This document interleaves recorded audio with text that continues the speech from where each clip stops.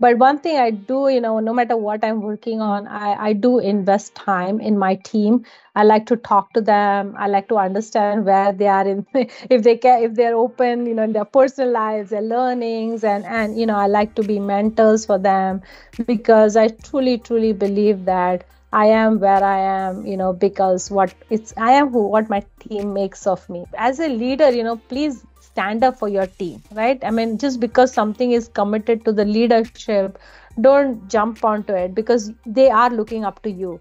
I mean, get your best people on board onto the future direction, free up their capacity, find out the low hanging fruits. That's where you can bring consulting help.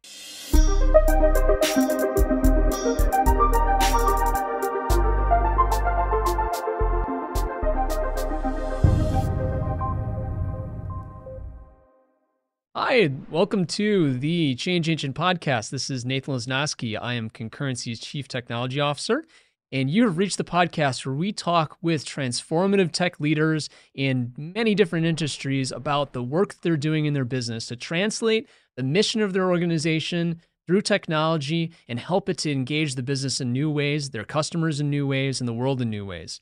We've had some really awesome guests on this program, man. Just thinking back the last couple of weeks, we've had people who've been in manufacturing that have been talking about the transformation of DevOps, security transformation. We've talked about the ideas surrounding armored trucks and the movement of food industry and the transformation of the security industry, just so many different things. And we have an awesome guest this week. We have the Vice President of U.S. Ventures Data and Analytics Group, Sangeeta Edwin. And Sangeeta is a transformative leader. She has a great group that's talking about using data to transform the work that U.S. Venture does. And we're going to be digging into that a little bit today with Sangeeta. So welcome to the program. Thank you. Thanks, Nate. And good afternoon, everyone. Very happy to be here. Awesome. So Sangeeta, tell us a little bit about yourself and a little bit about U.S. Venture. My title, as you said, Nate, I'm the Vice President for Data and Analytics at US Venture. I'm a little over a year in the company. I wouldn't say it's new, because there's been a lot of learning in this one year. Trust me, the company moves very fast.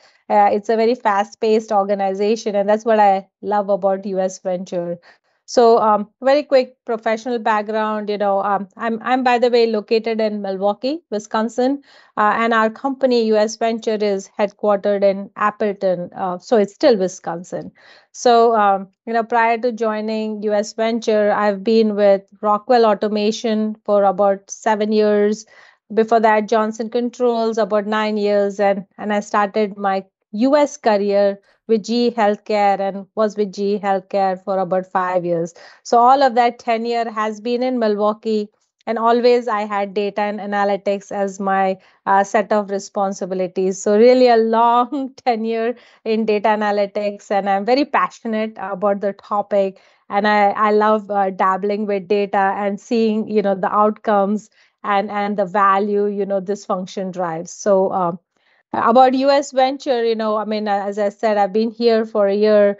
I'm the vice president for data and analytics over here. What that means is it is a global function. We are partnering with all our product divisions, which we have several, and then all the corporate functions, which would be like finance, HR, people resources, to bring the teams together and really set up like a consistent data analytics platform, standard processes, for data governance, quality, data, I would say certification, and then enabling, the analytics or insights, right? Where, there people can, I would say, more automated decision making and more rigor based on, data driven decisions. Couple aspects of it along with the platform data governance. We also have data science. So my data science team is the one which really partners with more of our product divisions, and we can talk about that a little later. But that's where really we bring in internal data, external data, lots of data to kind of correlate and help them kind of, build certain algorithms and come up with new business, I would say, models and outcomes. Wow, that sounds like an awesome opportunity and a lot of transformation that's going around it. When you think about how you're getting started in that space, just kind of break that down. Like, what were the first moves to be able to move down the tracks? Yeah, so a couple things, right? So when I was joining the company, so the function, the data analytics function itself, is not 1 year old. Okay, I want to be very clear. So the journey US Venture has started on this journey. It's probably around 3.5, 4 years that we have been working towards this direction. The one thing what happened is, in the past, I think there was more focus brought in on data science and partnering with the product businesses. So there have been a couple, I would say, applications that have been deployed through the data science team, very successful ones, right?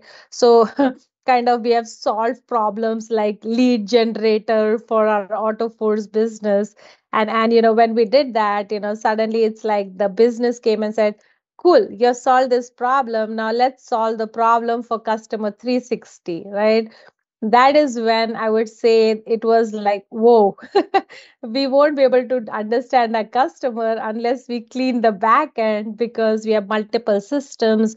The company does grow. I mean, there is, organic growth, but there is also growth via acquisitions. So we do have different systems from which data comes in, and not much attention has been paid to clean it up, integrate it, and all. So unless we bring all of that together, it's very difficult for a customer 360 topic, as you can relate, right? Mm. So that's when, it was understood that, hey, we need to kind of build this enterprise data lake and stuff like that. And that's where I got hired, right?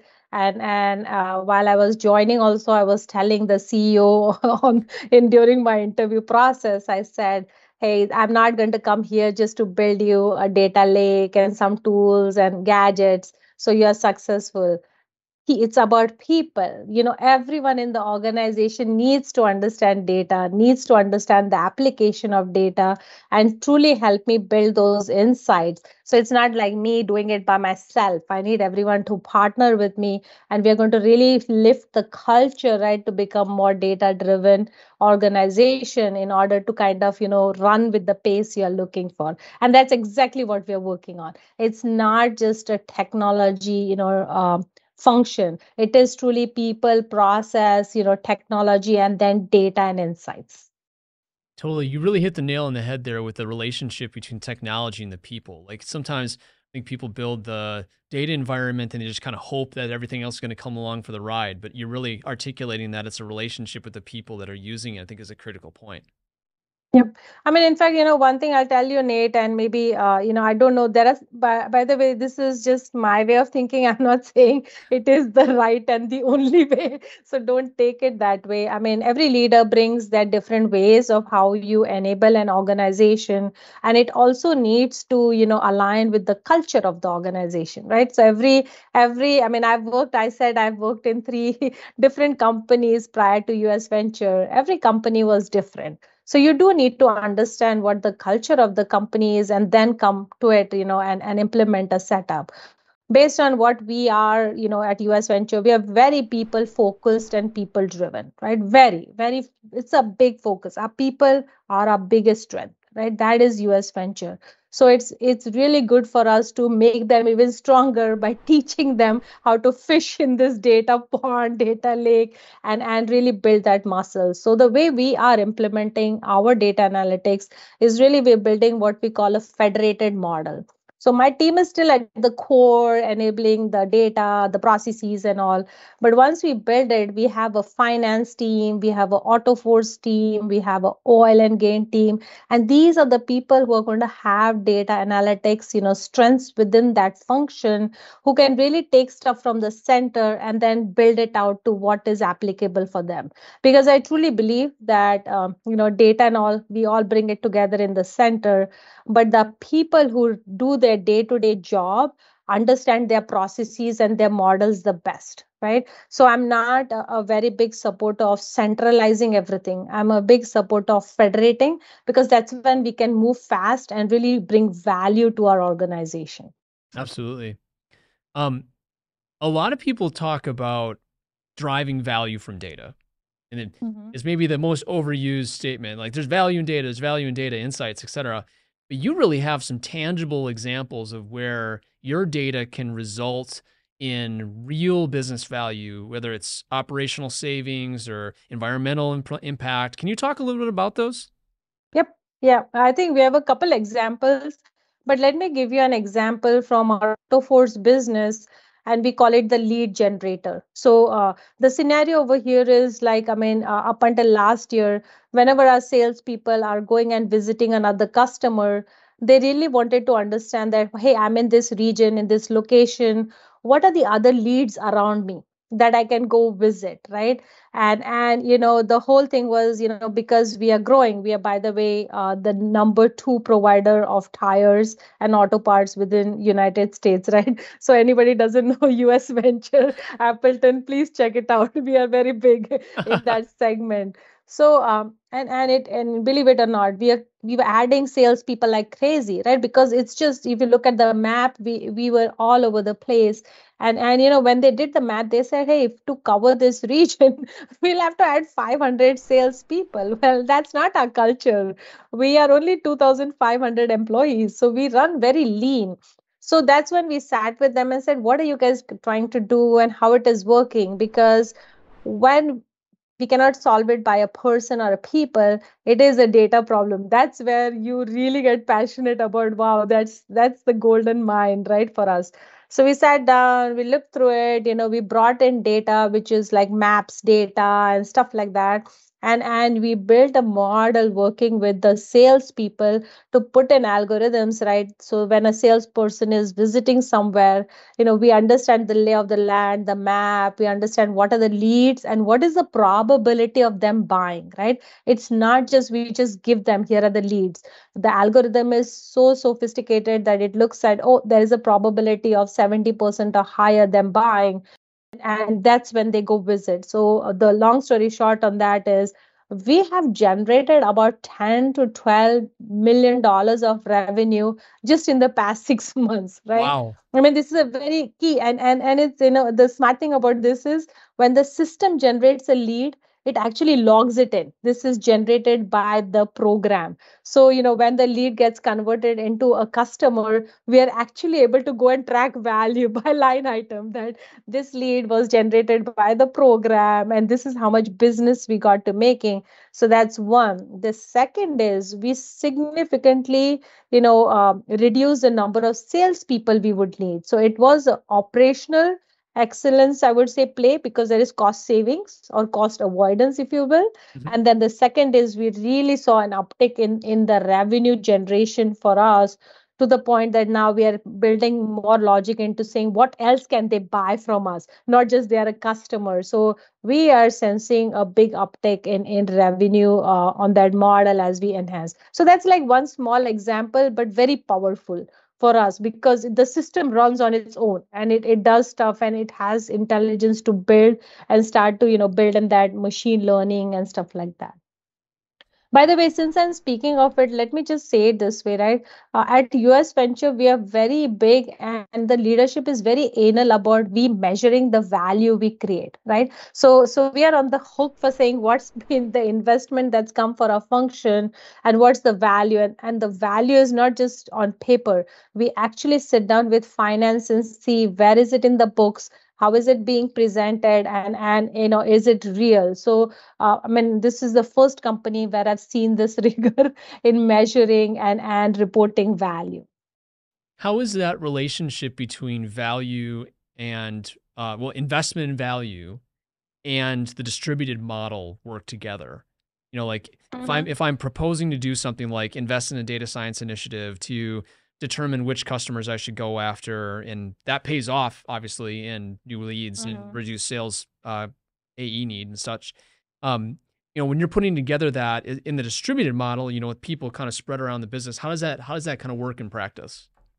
Yeah, so right now, I mean, the whole thing is that, if say example, if we have say Autoforce team, right? So Autoforce has their data analytics. And when I say a team, please don't think of this like 10, 15 people, right? They are like total in like 3 to 5 people we are talking about. Yep. Right. So and they do have some other jobs they do, but I mean their 70% focus is truly enabling data and insights for their function. right? So the way it works is, when we have built all the data and all, and if they just want to generate some insights and analytics for their function, it will be the AutoForce team working on it, and then they will be on the hook for justifying value and all. Now what happens is, if there is something they're looking for more from a data science, by the way, data science is not something we are adding citizen data science, or rather training citizen data scientists within the business functions, but the data scientists sit in my team. It's at the core, right? We are not trying to put data scientists all over the place. So if it is a data science example, then it comes to our team saying that, hey, we want to bring in this new set of data, work through it. So it will be my team working with the AutoForce team to say what all we are bringing in, what do we need, what's the value proposition. And if anyone has worked with data science, you will understand it's very difficult to talk about value without generating a prototype or a MVP, right? So that's what we first focus on. And that's an investment. We will put in 3 weeks on our side to kind of come together, explore the topic, build certain things. But once we have proven it out, then we sit with the financial team and build out a model, and then we will go and tell the leadership team that, hey, AutoForce will need this kind of investment, here's the value. And that's when the leadership team will kind of approve, right? Yes, the AutoForce team should get this X amount of budget, for us to work on some stuff. And then we put in a framework to come back and measure. The whole thought process we have is, if we deliver something in 1 year, we are realizing the value of it, right? So if it was a project we did for 500,000, we assume that it made more than 500,000 in the first year. That's how the thought process is so far. That makes sense too, because you really show. I mean, some people might be a little like scared of having to show the value, but like in fact, like it's really shows how much impact you've made, the Mm-hmm. results of that Yep. work. Yep. I mean, right now, just so you know that even we are just 1 year in, we are still, implementing our platform. And the good thing is, we did get the support from the leadership saying, hey, 1 year, you're not on the hook for anything, right? Because this is an investment US Venture is making in you guys to build the platform, the data, the processes. But, once you go through that, then we will start to see, your portfolio, the value you're adding. But let me tell you, even today in our first year, we are like 85% there in terms of value. We have not yet gone, we have not reached our break even, Yeah, but by end of next fiscal year, we'll be break even. And then it's like, our function investment, our value will be much more than what the investment is. So we are excited about it, but we seriously measure, prove it out, and it's in the financial books. that's awesome. Way to go. Um, Mhm. are there any other aspirational business values that you're like, you see are out there, you're dreaming of hitting them, you're like, oh, that's a really cool business use case that data is going to help me hit. I just haven't gotten to it yet. Yeah, I would say there are two, Nate, I will tell you. So one of them is, so just, taking a step back, right? And if I may, right, Yeah. US Venture, who we are, right? So, I mean, for my good couple months, right, in the company, I was struggling to understand really what do we do to make money, right? Because I was new in the company. And if you just look at the company, by the way, we are a privately held business, right? So we are not public. I already said we are headquartered in Appleton, and we do business today nationwide. So we are still focused on the United States market, right? So we're not global like the Rockwells and the Johnson Controls. But if you look at our businesses, right, we are US oil, and believe it or not, we are the biggest movers of oil in the United States.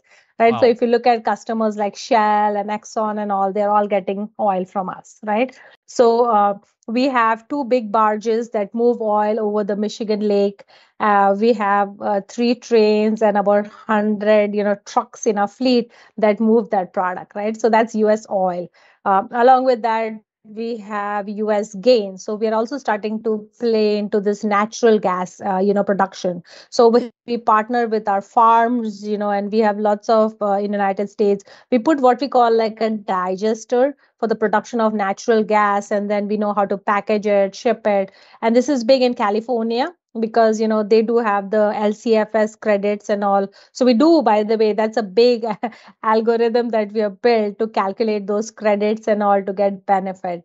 So within the US gain, we have a lot of data we are bringing in, but we have not yet figured it out that how to kind of connect and correlate the data to start to play with it, right? Hey, what would be the amount of bacteria we'll add, the temperature we'll have, or any other chemical reaction to really improve that production of natural gas. And we are just starting to dabble in it. So it's a very big topic, because if we are able to do it, our profitability is going to be very high, right? Without making big changes, because we already have production, we have everything. If we are able to tweak certain things, and it is the data game. So we are really starting to build what we call like a digital twin or a data twin for them, to have a lab like environment where they can do more experimentation.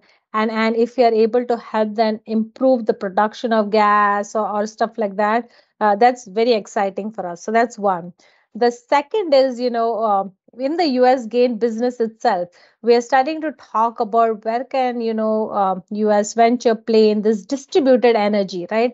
What all topics, solutions we can bring, from an environmental impact standpoint. So that's another one that's big on our radar, that what is the data we will have to bring in and connect, right? In order to start to talk about carbon emissions, alternate solutions, and bringing the best, I would say, distributed energy option in the different region to whatever our customers would be, and then offsetting them from this major grid and all. So there's a big play of data over here. So these are very, very, I would say, infantile stage topics, but very aspirational, and I'm excited about them. So I'm looking forward to taking and building it out.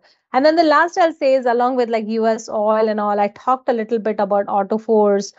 We have something called as basin lands, and we also have a big department called, or a big product unit called breakthrough.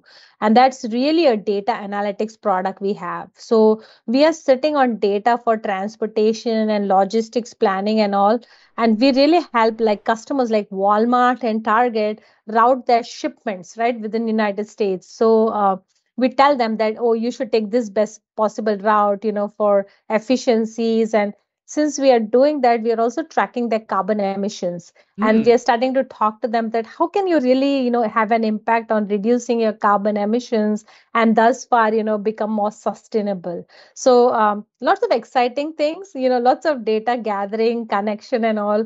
But some of these topics are definitely more future fetched and very aspirational for us.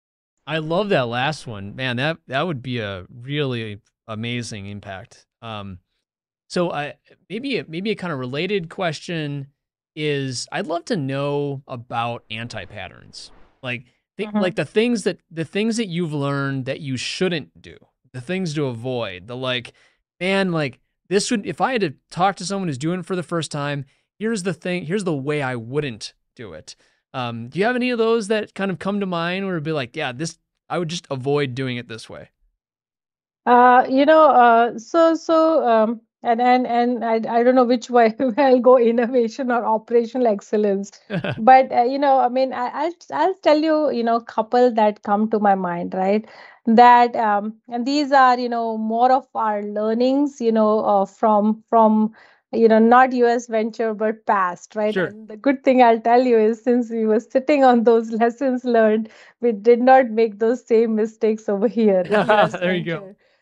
So long story short, right? It took us, 1.5 year to bring the platform up and running in Rockwell, right? And we had several times changing stuff like that. It took us only 6 months, right, to make it up and running in US venture, because we are sitting on certain experience.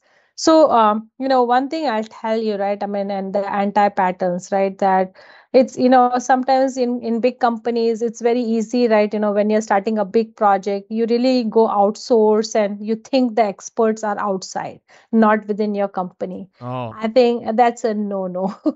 The experts are really within your company, right? Because it's not about learning a technology, it's about understanding the data and the processes, and those are the people you need, right? It's far more easier to take those people and teach them technology versus trying to take someone who is an expert in technology and teach them your business. That's a very big learning from my past, which I would if I have to repeat this 10 times also, I would, and that's exactly what we did, Nate, at US Venture. We looked at our people, we said, okay, we are going to take you through Databricks training and everything, right? And we gave them time. That's another thing. Do not sign up for commitments, without your team being ready, right? mm, There is some uptick, you take time. I mean, the presentation that was given for me prior to getting hired, somebody said the platform is going to be ready in 3 months. When I came on board, that's the first thing I said, that guys, if it is up and running in 6 months, we have a win. These are the things that take time. So as a leader, please stand up for your team, right? I mean, just because something is committed to the leadership, don't jump onto it, because they are looking up to you. I mean, get your best people on board onto the future direction, free up their capacity, find out the low hanging fruits. That's where you can bring consulting help, right? And you can outsource that. But what you're thinking about the future, please put your people and leverage your people. So, and that's when we got value, when we got our product businesses, our own departments involved. I mean, the excitement is really big over here, because we are not telling them do it, they are doing it. They are doing it, and we are helping them, and we are more in a supporting role versus telling them you should be doing it. They see the value, it's learning, everyone is excited. So I would say that's one of the big ones, from my past, and one of the untapped patterns, that do not rely on external expertise. Experts are within your team. oh man, that is, I'm going to be using that one. That is a huge, you just dropped a huge point on that, that the experts are in your team. Mhm. That was awesome. Um, Thank you. uh, okay. So, last question. So you've done some just, you're so excited about data. You're talking about just transformational things. You've brought these wonderful learnings into US Ventures, especially the one you just mentioned. I'd love to learn who's inspired you. Who's helped you to be the kind of person that you are, that is innovative, that thinks about the transformation of your people and not just the technology. That's like thinking about these business cases and is like really disruptive business cases and their relationship to data. Like, who's inspired you to be the person that you are? Yeah, and this really comes, I mean, I have a couple examples, but one of them is really way back from my GE days. Yeah, and this used to be a lady, I mean, the way I met her also is a very different story for some day later. But she used to be the CIO of our team at GE Healthcare. And it's like, just not going into the details, but there was an email that was blasted out. And when I read it, some of my team members came and said, what is the language in this email? And this is me 20 years younger. Okay. So I just lost my cool. And I went and I thought that it came from the admin, right, of the CIO. So I went and I met this, there's a lady sitting there. I was like, what the hell is this language? What have you written? This is not the right thing. And also, and this is G, by the way, that's how we talked. Okay. That was quite normal. So she looks at me and she says, oh my God, I'm so sorry that I didn't realize that it went in a wrong way and all. And she said, let me fix it, right? So then she said, give me half an hour, and this is at 5:30 in the evening. So she fixed it, and then we got another email saying, if somebody read this in a wrong way, or this, that's not what we meant, here's what it is. But then it was signed by her and saying, the CIO. And then I got up and was like, oh shoot, I just lost my job, looks like. So I went and talked to her. Then I was like, I'm so sorry, right? I didn't realize you're the CIO. Why were you sitting in the admin's desk? She said, no, the admin had gone and I was just working through getting some stuff done. And she said that, it's so nice of you to come and just, be yourself, right? First, you didn't know who I am, but that's how I would like to be. I would like to understand my people, like everyone, what they're looking at, what they're thinking, right? And sometimes it's very difficult for me to talk to 250 people. But, if I understand how they're thinking and where they're going, they are the ones who make me who I am, right? Mm. That's it, always stuck with me, right? So I mean, lots of learning from, by the way, her name is Jennifer Lavan. Lots of learnings from her for me through my 5 years at GE Healthcare. But one thing I do, no matter what I'm working on, I do invest time in my team. I like to talk to them. I like to understand where they are in, if they can, if they're open, in their personal lives, their learnings, and I like to be mentors for them, because I truly, truly believe that I am where I am, because I am who what my team makes of me, right? So, and I am very happy if one of them is ready, I would like to move and do something else and let them, do my job. So I always prepare the succession planning that, they are ready, and I would like them to be ready and me to move on. So that's one of the big inspirations of me, that I'm not because of me, I am because of my team. So that's one. And the second is like a very simple one, and it's my daughter. So we are from India. I'm good in cooking and all, but never learned baking, so never knew it. And my daughter always used to, as a child, go to other people's houses and see their mom make cookies and all, and she used to feel sad that my mom doesn't make cookies. So growing up as a child, she took on herself that I'm going to learn to bake and make cookies and cake. And I can tell you, she's one of the best bakers I've seen, right? Aha. So from there, my learning is, if you want to learn something, you will learn it, right? You will find your resources, you will pick it up, and you'll drive the change. So be ready. Nothing is, impossible. Today there's a lot of help in the world. You can look at YouTube, Google, figure it out. But go around, there are people who are sitting and have a lot of knowledge. So don't stay in your comfort zone. Get out of your comfort zone and try it, and you may excel. Oh, I love those stories. I love the story of like going up and being bold on something and then like not knowing who you're talking to and then that person like, having this like real connection and then especially how that flowed through you to be like it's my people who really make me who I am. What an awesome Mm-hmm. statement, man. And I also love, as a father of 6 daughters, I love you talking about your daughter because I feel the same way. Like sometimes I learn things through teaching her or through her teaching me. And she's also a great baker, but she's been learning from her mother and just the experience of her learning something, being you know, results oriented and finding how to do something when she didn't know how. That sort of Mm-hmm. tenaciousness when Mm-hmm. nobody knows and she has to figure it out. I love that sort of attitude about learning. So thank you for highlighting those. Yeah. No, thank you. Thank you. Appreciate it.